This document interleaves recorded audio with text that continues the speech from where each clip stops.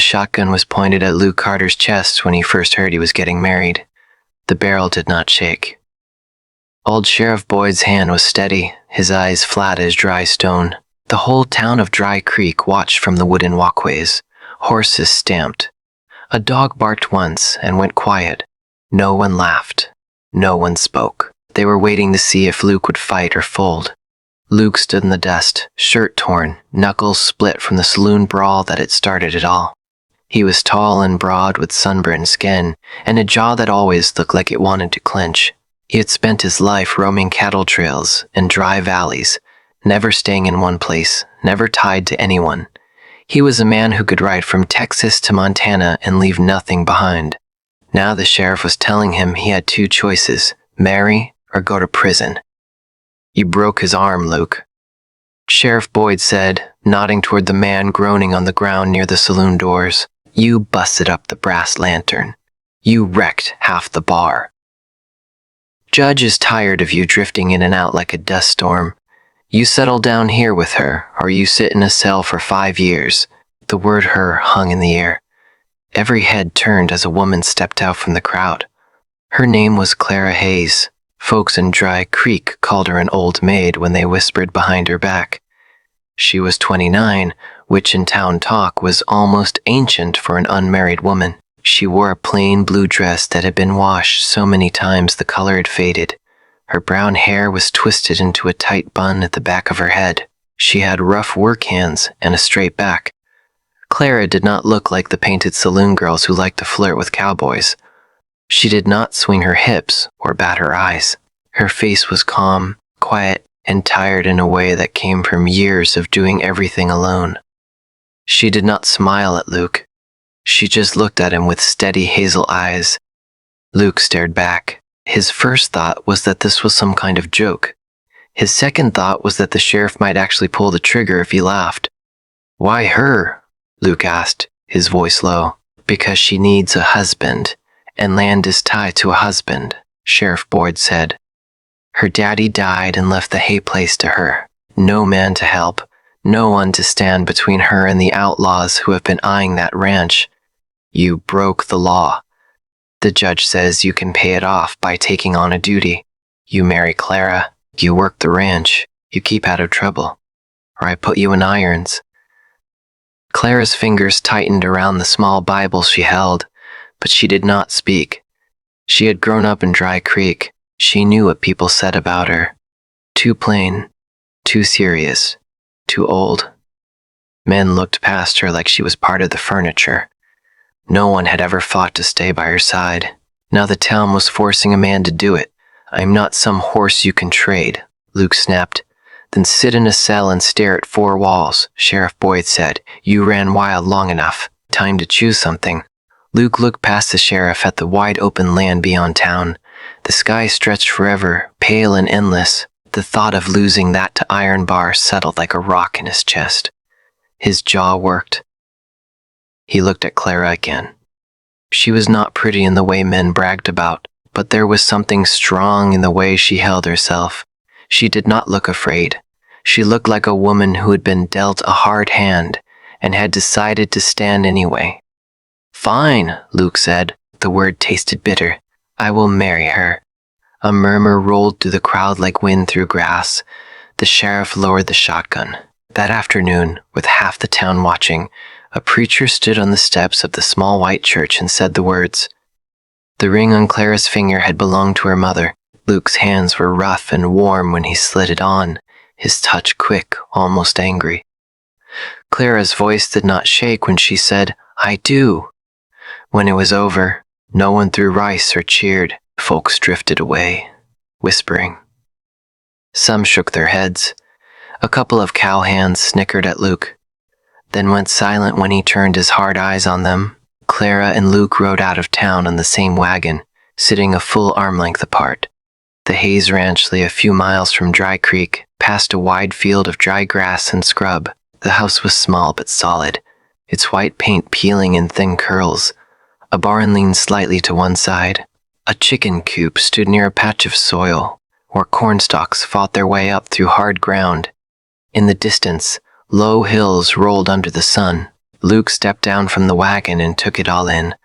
He saw broken fence posts, a roof that needed patching, a corral gate held up with frayed rope. This place was hanging on by a thread. "You have been running this alone?" he asked. "Yes," Clara said, "since my father passed last winter." He heard the quiet weight in her voice when she said it. Luke had lost people too. His father to fever when he was 16, his mother to hunger the next year. He had learned young that the world did not stop for grief. He dropped his bag on the porch. "I will take the barn," he said. "You keep your house." Clara's lips pressed together, but she did not argue. "Supper is at 6, she said, "if you want it." The first days felt like a cold war. They worked side by side without speaking more than they had to. Luke fixed the fence, repaired the barn door, checked the well. Clara cooked, fed the animals, kept the books at the small table by the window. At night, lamplight glowed in the house while Luke lay on a pile of blankets in the loft, staring up at the dark rafters. He told himself he was here because the law forced him. He told himself he would do his time, then leave. He would not get tied to this ranch or this woman who watched him with those quiet eyes. Yet Luke began to notice small things. He saw the way Clara rose before dawn each morning, no matter how late she had stayed up mending clothes the night before. He saw the way she paused at her father's old hat on the wall, her fingers touching the brim for a heartbeat. He heard her humming soft hymns as she kneaded bread, the sound gentle and steady. One evening, he came in from fixing a section of fence with his shirt clinging to his back and dust in his hair. A storm had been building all day. Dark clouds crowded low over the hills. Thunder rolled far off.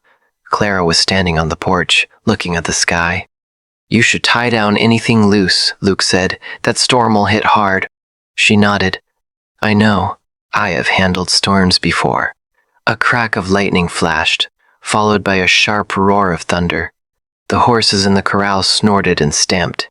The wind picked up, sending dry leaves dancing across the yard.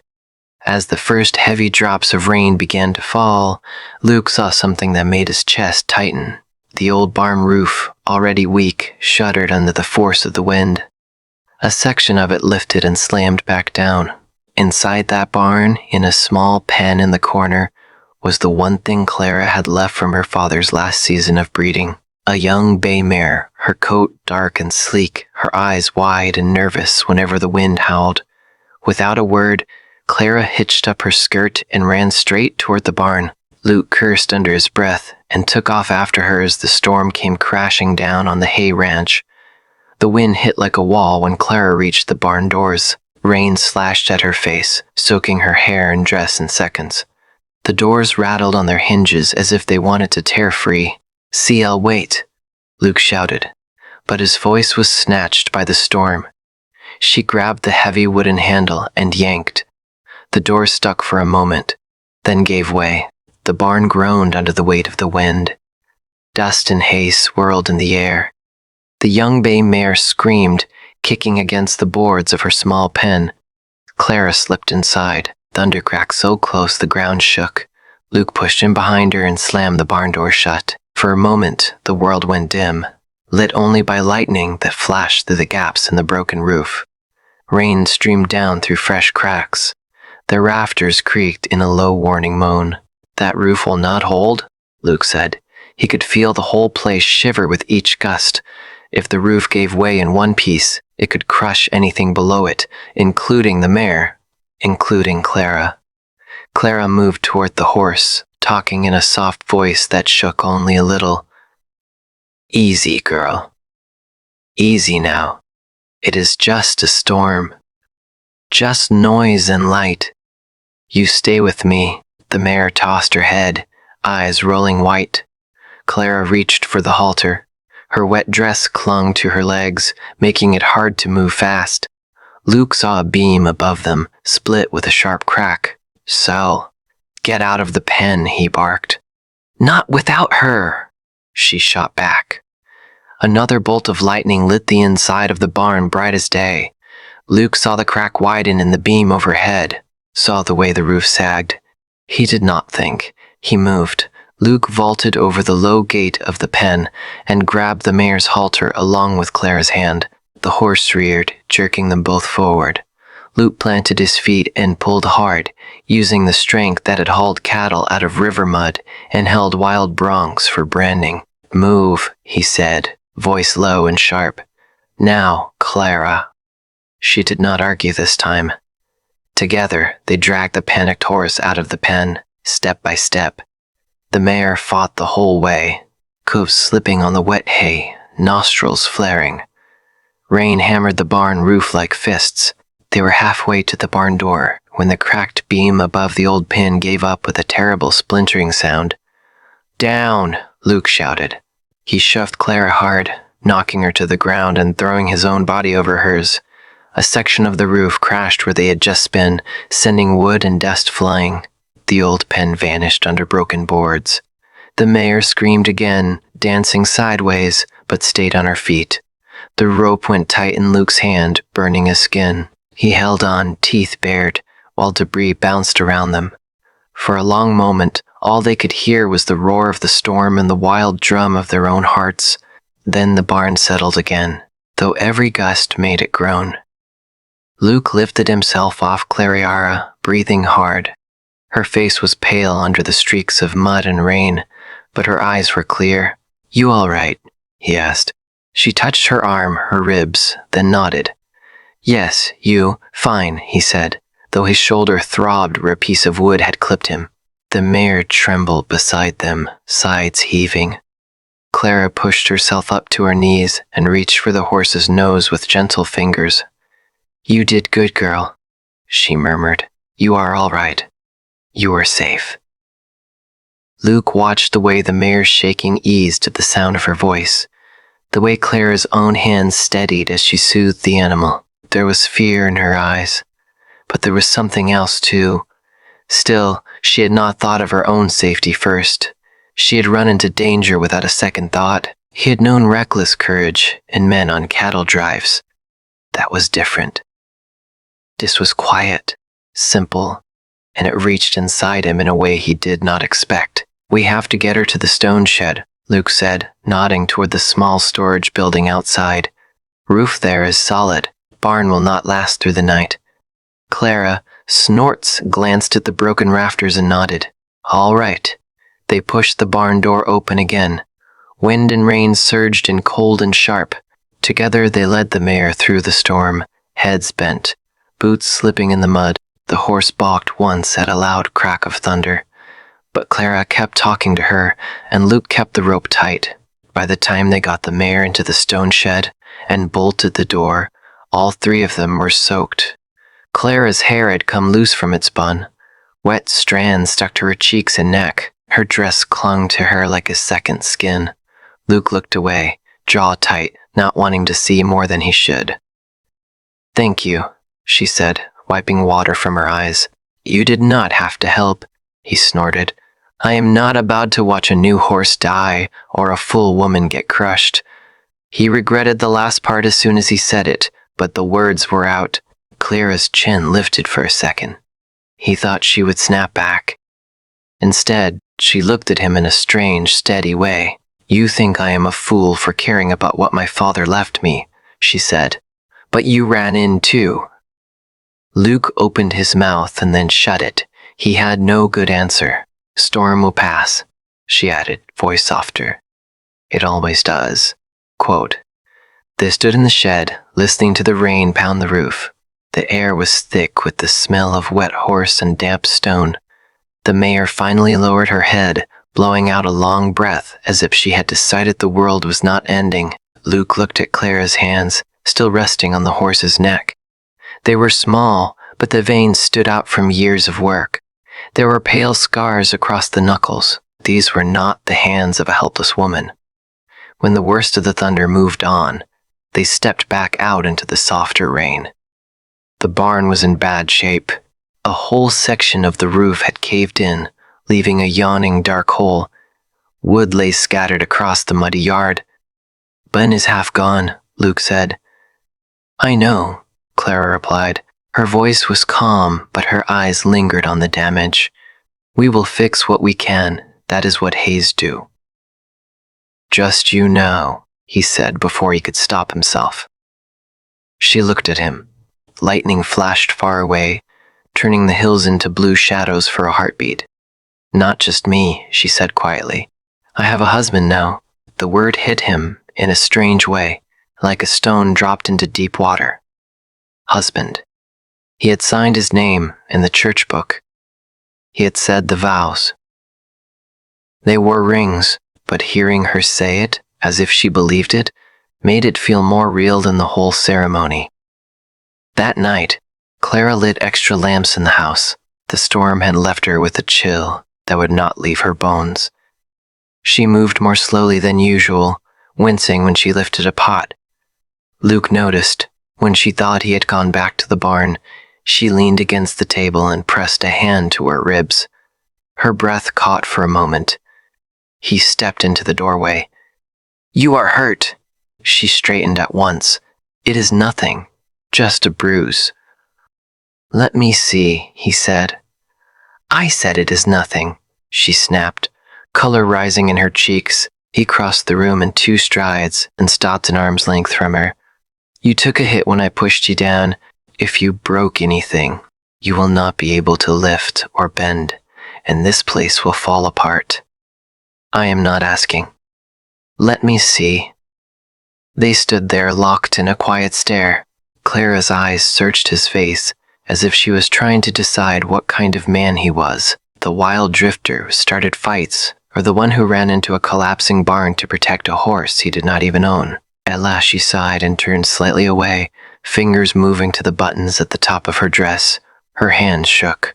Luke felt heat rise in his neck. He reached out and gently caught her wrists. I will get the doctor, he said, voice rough. You keep your dress on. Her eyes widened a little. She had expected something else. She had seen the way some men looked at her in town when they thought she did not notice. A woman alone was easy to take from. All right, she whispered. Luke went out into the night and rode to Dry Creek. The town doctor, a tired man with gray hair and kind eyes, grumbled at being dragged out of bed, but came anyway. He checked Clara's ribs behind a closed door, while Luke sat at the table staring at his own hands. When the doctor came out, he gave his verdict. Bruised, not broken. She needs to rest. No lifting heavy buckets. No hauling wood alone. You will have to carry the load for a while, Carter. Luke nodded. I can do that. The doctor glanced at him. Marriage is not the same as a jail term, son. You do not just wait it out. It changes a man if he lets it. When the doctor left, the house grew quiet again. Luke fetched more wood for the fire, his mind full of the doctor's words. He found Clara sitting in her father's chair, a blanket around her shoulders. Her hair was loose, falling in waves down her back. Without the tight bun, she looked younger, softer. What did he say? She asked. That you were stubborn and bruised, Luke replied. A small smile touched her lips before she could stop it. It was gone in a moment, but he saw it. It changed her whole face. I can still work, she said. Do not think this means I will sit idle. I know better than that, he said. But you will not lift the heavy things. That is my job. She watched him for a long moment, as if measuring his words. You did not want this marriage, she said. You made that clear. He did not deny it. Why are you trying so hard then? She asked. Luke looked at the fire, at the way the light moved over the worn boards of the floor, over the small few things that made up Clara's whole life, the old Bible, the faded picture of her parents, the hat on the wall. Maybe I am tired, he said slowly. Tired of running, tired of leaving wreckage behind. Maybe I owe this town a debt. Maybe I owe you a fair try. He did not say the other thing that was forming like a quiet thought at the back of his mind, that when she had run into the storm, something in him had moved in a way it had not moved in years. Clara sat very still. In her chest, something small and careful opened just a little, like a door not yet wide enough to step through. Outside, the rain eased to a soft patter. The storm had passed, but the world it left behind was changed. Neither of them knew that someone had watched the chaos from the ridge above the ranch. A rider in a dark coat sat on a black horse, hat pulled low, eyes on the damaged barn and the small house with its warm light. He turned his horse and rode back toward the hills, a slow smile on his face. The Hayes place looked weaker than ever, and men like him liked weak things. The next weeks changed the rhythm of the Hayes ranch. Luke rose before dawn and did most of the heavy work the doctor had warned Clara about. He carried water, chopped wood, hauled feed. Clara still moved from chore to chore, but she did it with a hand pressed to her side when she thought he was not looking. He always saw. Sometimes he took the bucket from her without a word. Sometimes she let him. Sometimes she tried to snatch it back. And they stood there for a moment, both holding on, both stubborn. Then one of them would give in. Little by little, the fights turned into a sort of rough dance that only they knew the steps to. At night, they shared supper at the small table. At first, the silences were long and stiff. Slowly, words crept in. Luke told her about the cattle drives he had worked on, the stampedes, the dry rivers, the long days where the sun felt close enough to burn a man to ash. Clara told him about winters when the snow came up to the windows, and she had to break ice in the well with an axe just to get water. She laughed once when he described a trail cook who had burned the beans so badly the men swore they could use them as bullets. The sound surprised both of them. Her laugh was soft and bright, and it pulled something in his chest tight. Luke found himself saying more just to hear it again, but the ridge above the ranch was not empty. The rider who had watched the storm came back more than once. His name was Jonas Pike. Years ago, he had ridden with a gang that robbed stages and rustled cattle. The law had driven him out of most towns, but the hills still had room for men like him. He had long ago decided the Hayes land should be his. Old man Hayes had kept a shotgun by the door and an eye on the horizon. Jonas had waited. Now the old man was gone. There was only a woman and a drifter with a bad record. One cold morning, Luke found the main gate hanging open. Tracks of 3 horses cut across the yard. A chicken lay dead by the coopy, neck snapped and tossed aside. He knelt to study the tracks. The hoofprints went straight past the house toward the back pasture. Clara came out onto the porch, shawl tight around her shoulders. "What is it?" Quote, "Someone wrote in during the night," Luke said more than one. They did not bother to hide it. Fear flashed across her face, then settled into a hard line. "The herd," she said. They saddled up at once and rode out. The back pasture held the small herd of cattle her father had kept. It was not much, but it was all she had. When they reached the ridge, Luke saw dust in the distance and moved his horse up faster. 6 longhorns were missing. The fence at the far edge of the pasture was cut clean. "Rustlers," Luke said, jaw tightening. Clara stared at the broken wire. Her hand shook on the res. "They took my father's stock," she said, voice thin with anger. "They think this land is easy now." Quote, Luke felt a cold anger settle in his chest. Somewhere in the hills, men were driving away what little the Hayes place had left to live on. "They were bold enough to ride up close," he said. "They will be bold enough to come back. Then we will be ready," Clara replied. That night, Luke oiled his revolver at the table. Clara watched him, hands wrapped around a cup of coffee she was not really drinking. "Who do you think it is?" she asked. "Could be some drifters," he said. "Could be Jonas Pike. I have heard his name in town.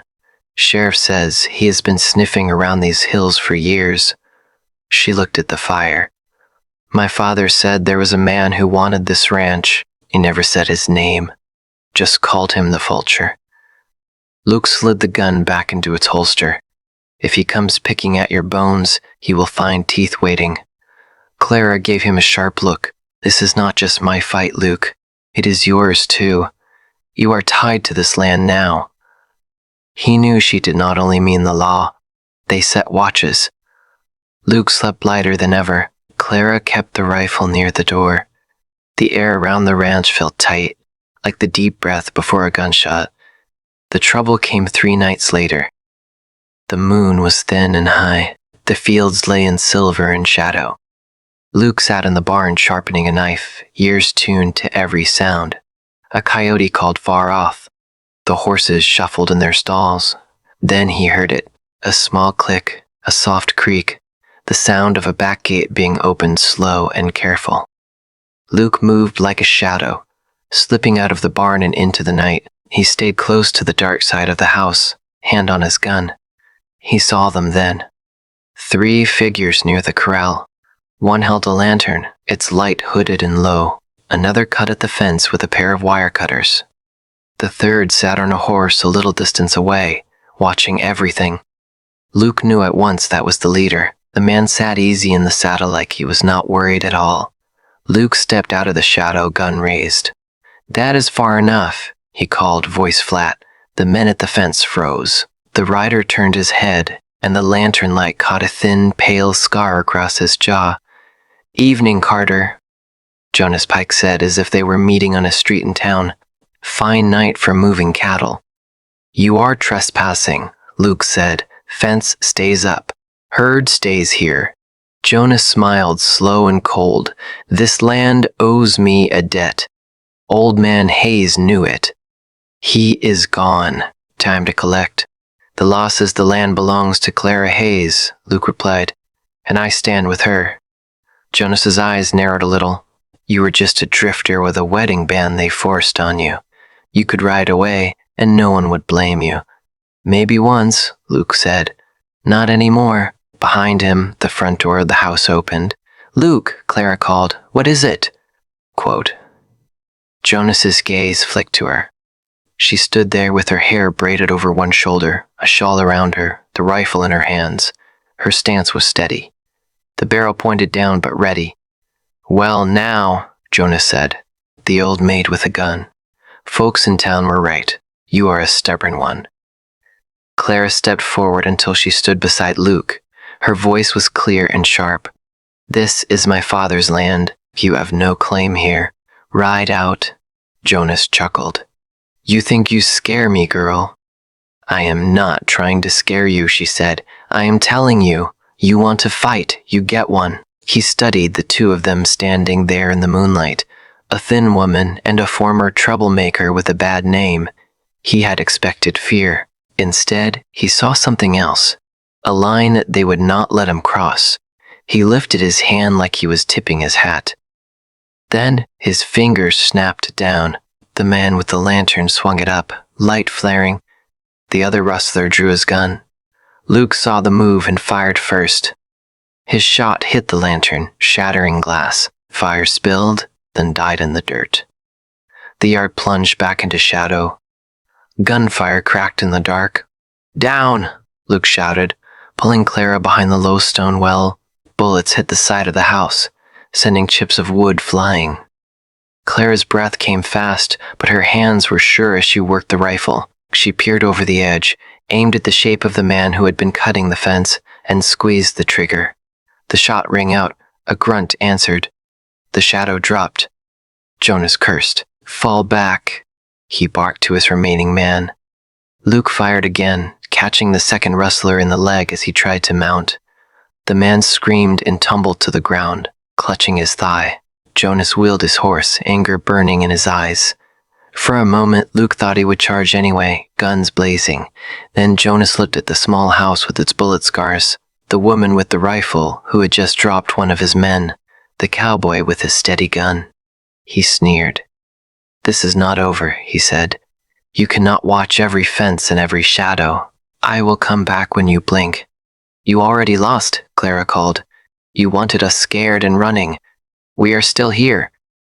Luke looked at her the way she stood straight, despite the danger, eyes burning. Pride hit him like a punch. Somewhere between the storm and this night, the word old maid had turned into something foolish and small compared to the woman she really was. Jonas spat in the dirt and kicked his horse hard.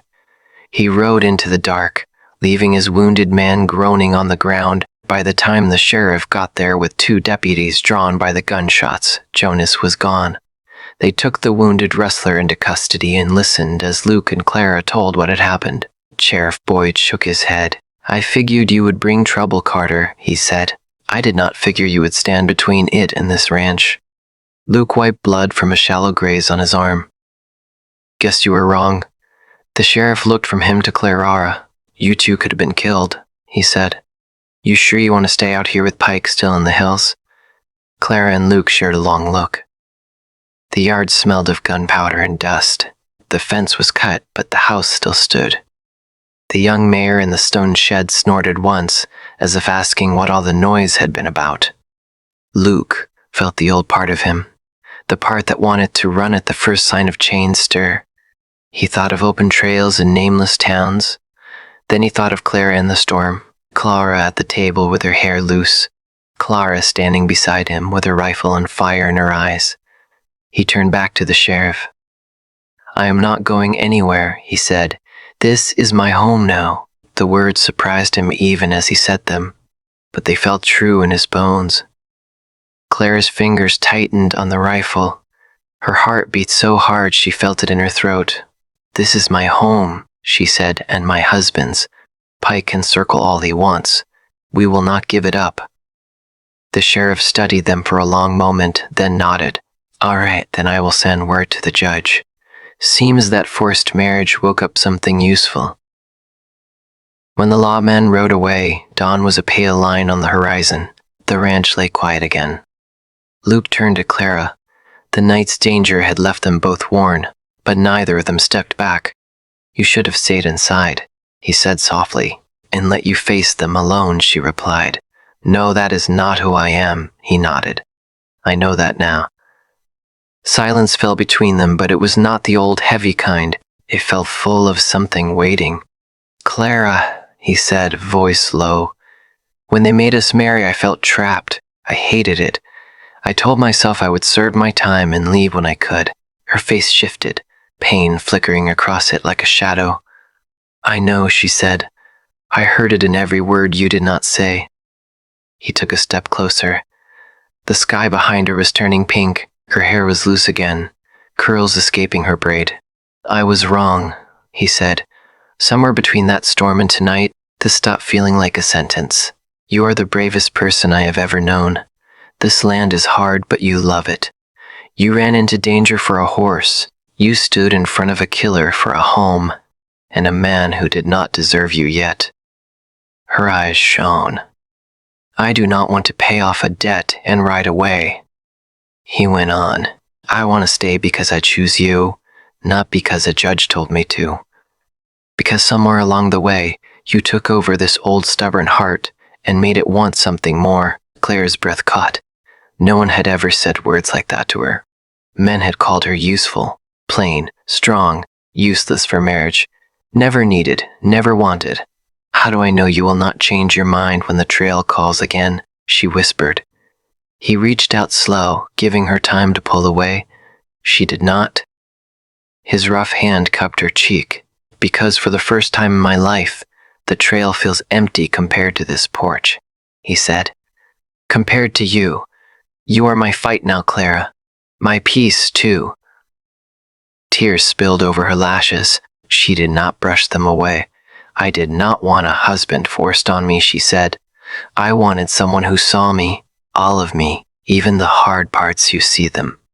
I do, he said. I saw you too, she added. The man who thought he was nothing but trouble, the one who believed he could not stay anywhere. You are more than that, Luke Carter. He bent his head, heart pounding, and kissed her. It was not a wild kiss like men stole in alleyways. It was slow and careful, full of all the words they had not found yet. Her hand came up to rest against his chest, feeling the steady beat there. When they parted, the sun was cresting the hills, spilling light over the broken fence, the scarred house, the little ranch that had almost been lost. Clara smiled, small and real. Come on, husband, she said. We have fences to mend. Yes, ma'am, he replied, grinning in a way she had not seen before.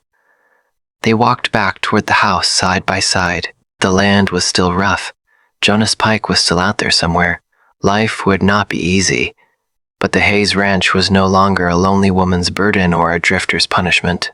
It was their home, and the old maid the town whispered about had quietly taken over a cowboy's heart, piece by piece, until he could not imagine the wide world without her standing in the middle of